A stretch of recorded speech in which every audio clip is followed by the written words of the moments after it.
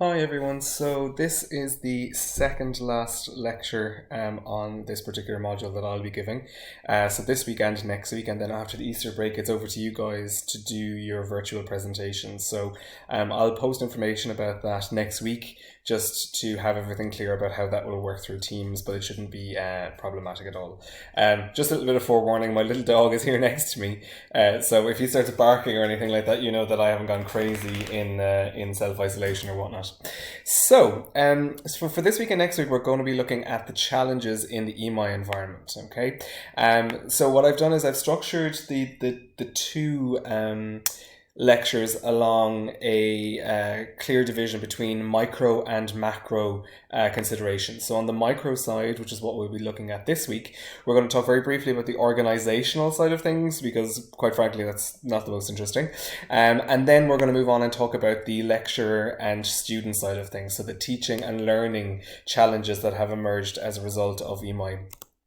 Then next week, we will move on to the macro side of things, and we'll look at two major challenges or issues or implications of EMI that have emerged on the macro side. And they are questions of interculturality and how these programs act as platforms of intercultural teaching and learning.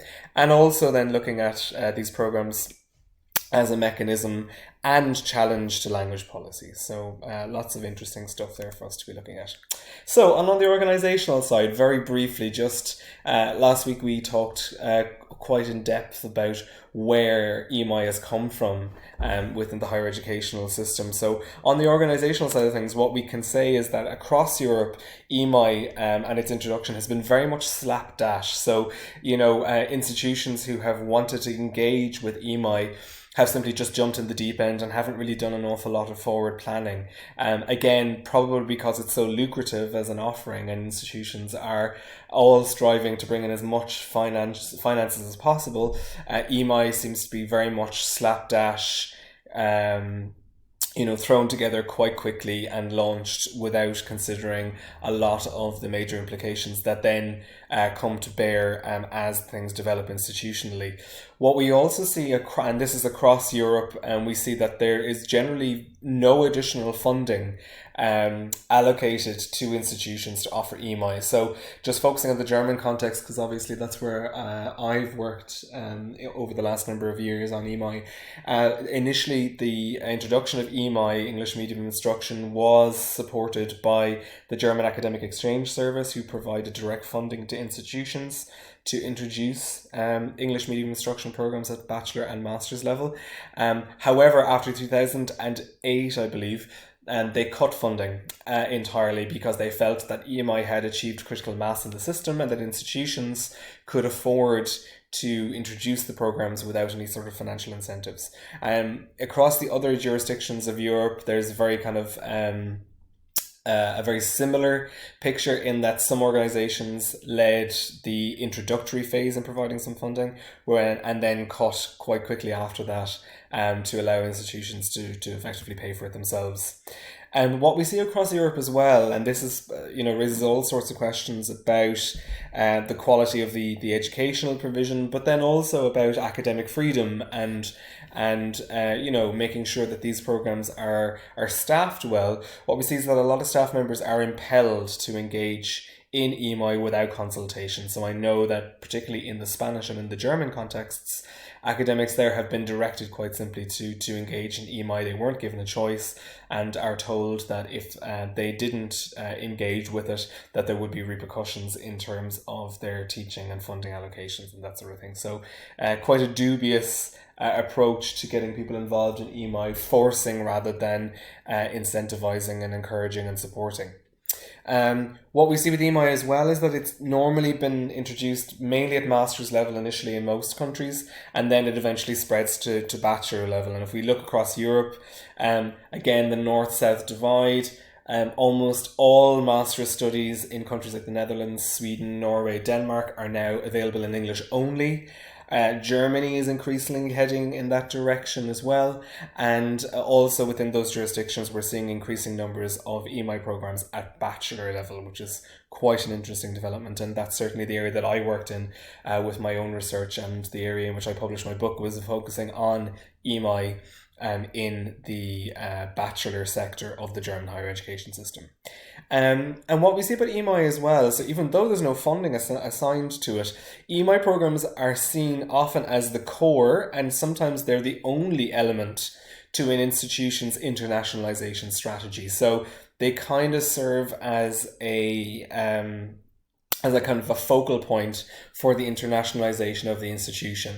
And unlike internationalization at home, which we talked about last week, in that it permeates all areas of the universities, when EMI programs are introduced, they're very much seen as ticking the box for internationalization for the entire institution, even though a lot of the lecturers and certainly all of the students involved in these programs live in a little international bubble within a mainly domestic then institution.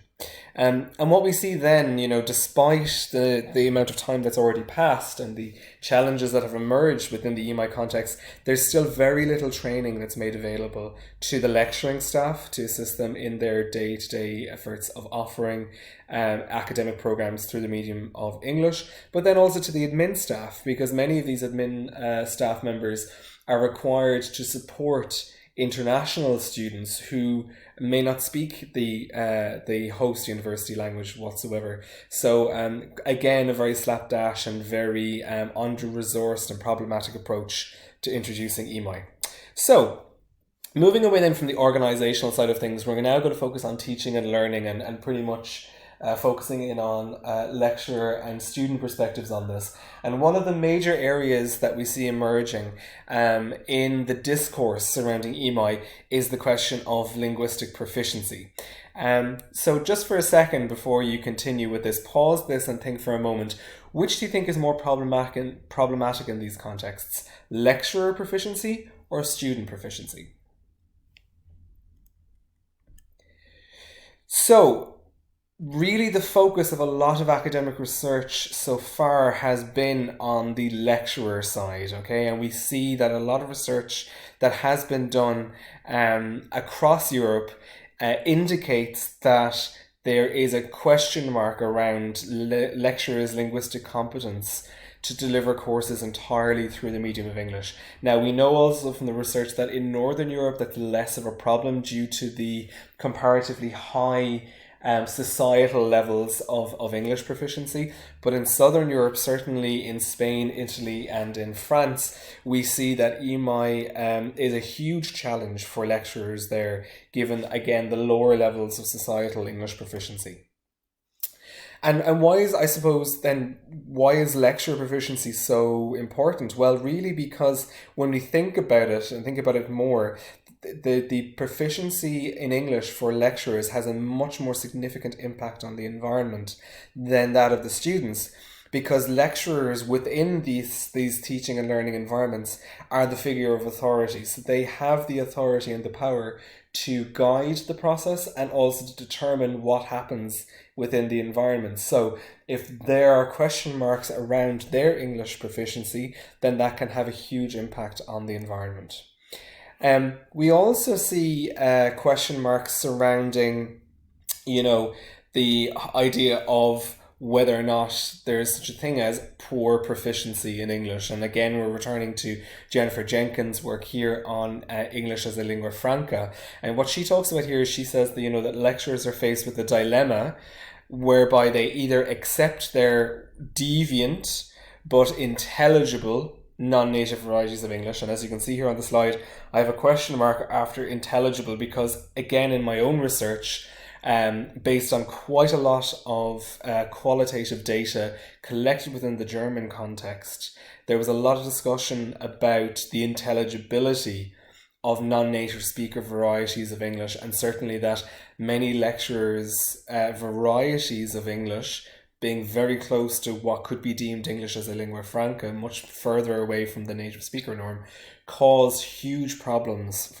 in terms of intelligibility within the teaching of the modules. So that's why I have the question mark in there, because Jenkins, of course, trying to champion English as a lingua franca, throws out these claims that English as lingua franca is intelligible. It isn't always intelligible, and there's a lot of data to support that as well. So what she sees is, and this is very much a struggle that lecturers have to then either accept that they have a deviant and potentially unintelligible form of English, or they have to then kind of castigate themselves, see their English as defective, and then pursue remedial action. And of course, a lot of the time this remedial action is not funded by the institution, so it's self-funded. So again, there's actually a financial impact here where professors are being required to pay for support and training in English medium of instruction in order just to be able to do their jobs. So the institution here isn't really having its fair share of the situation and supporting its lecturers. Lecturers then as well, I suppose a big concern for them is that students are highly critical of their English proficiency and indeed also their ability to act in a communicatively competent way. And this has the potential impact of having an effect on the status of certain lecturers within the faculty. So, teachers talking or students talking about certain lecturers not having very good English, it kind of undermines their abilities in some ways. And in a lot of cases, what we see is that deficient English proficiency on the part of lecturers weakens their authoritative stance within the environment, and students actually start to question not only their English proficiency, but also start to draw parallels and say, well, if they can't speak English basically well enough to teach a class, then they mustn't be very good even in their areas of expertise, because of course everyone speaks English and speaks English well, and our English is certainly better than our professors. So, why would I listen to them in talking about their areas of expertise if they can't even speak English well? So there's a very interesting kind of dynamic there of comparing English proficiency to intellectual development and academic ability. And we can see this across various contexts, both in the German context as well as in Spain, and also some studies coming from the Netherlands, which is one of the first countries in Europe to pioneer English medium instruction. What we also see in terms of linguistic proficiency and taking responsibility for English proficiency, while lecturers will often self-reflect and find ways to improve their own proficiency, they don't see EMI as being a CLIL program, a content and language integrated learning program.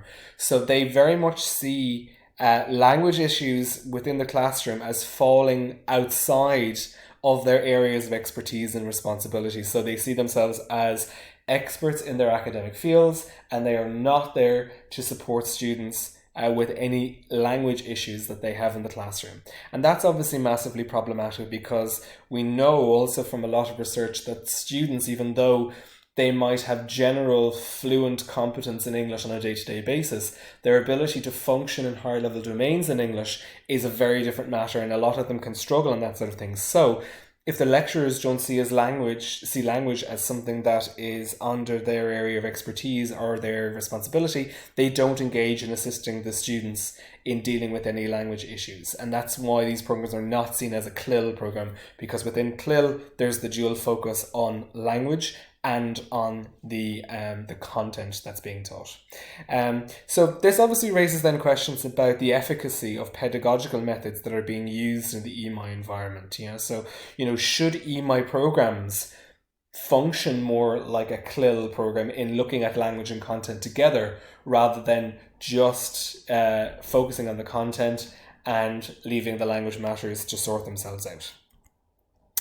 And then learning by doing, and this is something that emerges quite strongly in a lot of research that we see across Europe, that there is very much the dominance of this learning by doing approach in EMI environments, because there is little to no institutional support linguistically and pedagogically for lecturers. So because they have no support there, really the lecturers are finding themselves learning by doing in how to deal within these new environments. And we have studies from Germany, from Italy and Spain that show us that this is a real challenge. And the fact that there's no discussion about EMI and the challenges surrounding EMI within the public discourse, is really very worrying, and it basically allows institutions to not engage with supporting staff members, because nobody in the public sphere is talking about it, nobody is questioning practices, and nobody is trying to necessarily improve the situation.